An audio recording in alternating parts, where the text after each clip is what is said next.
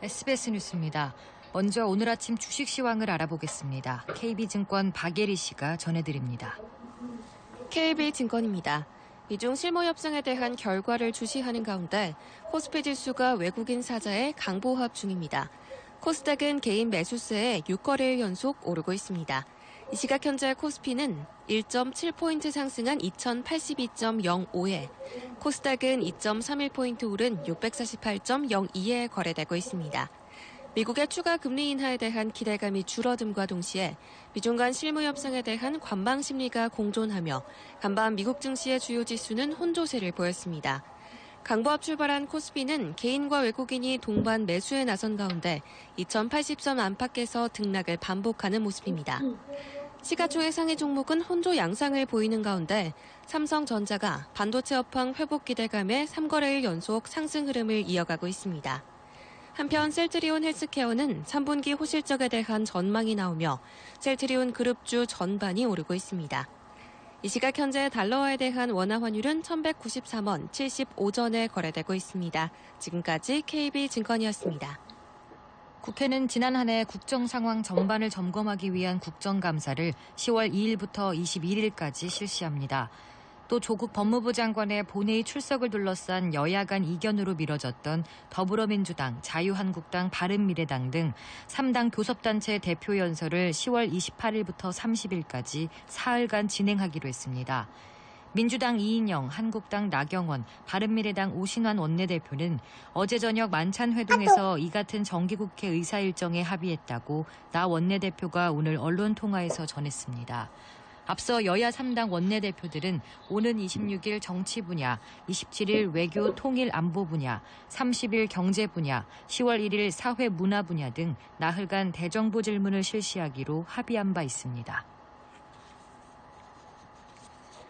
홍남기 부총리 겸 기획재정부 장관은 오늘 세계무역기구에서 다른 개발도상국들이 우리나라의 개도국 특혜에 대해 문제를 제기하는 경우가 많아지고 있어 향후 개도국 특혜를 유지할 수 있을지에 대한 근본적인 고민이 필요한 시점이라며 국익을 우선해 대응하겠다고 말했습니다. 홍 부총리는 오늘 대외 경제장관 회의 모두 발언에서 개도국 특혜는 향후 국내 농업에 직접적인 영향을 미칠 수 있는 중요한 사안으로 매우 신중한 접근이 필요하다며 이같이 밝혔습니다. 홍 부총리는 쌀 관세와 협의에 관련해선 정부는 5개국과 협의를 진행해 현재 합의 마무리 단계에 와 있으며 기존 513% 쌀 관세율도 유지되는 만큼 농업에 추가적인 부담은 없을 것이라고 강조했습니다. 이어 수산 보조금 제도, 국영기업 지원, 위생 검역 강화, 전자상거래 제도 등 4가지 분야에 대해 구체적인 제도 개선 방안을 마련하겠다고 언급했습니다. 국내에서 처음으로 아프리카 돼지열병이 발생한 지 4일째 되는 오늘 추가 의심 신고는 접수되지 않은 것으로 나타났습니다. 이재욱 농림축산식품부 차관은 오늘 오전 정부 세종청사에서 열린 방역 상황을 점검하는 회의를 주재하면서 아프리카 돼지열병 잠복기가 4일에서 19일임을 고려할 때 앞으로 3주간이 매우 중요한 시기라고 강조했습니다. 이 차관은 이어 현장 방역 조치가 아니하다는 언론 지적이 있고 국민의 우려가 큰 상황이라며 지금은 아직도 상당히 위험한 상황인 만큼 지자체는 극도의 긴장감을 가지고 지속적인 방역 조치를 추진해야 한다고 말했습니다.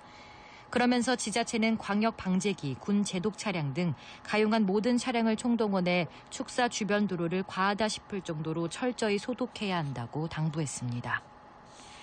오늘은 전국적으로 구름이 많이 끼겠습니다. 제주도는 북상하는 태풍 타파의 간접 영향으로 밤부터 비가 오겠습니다.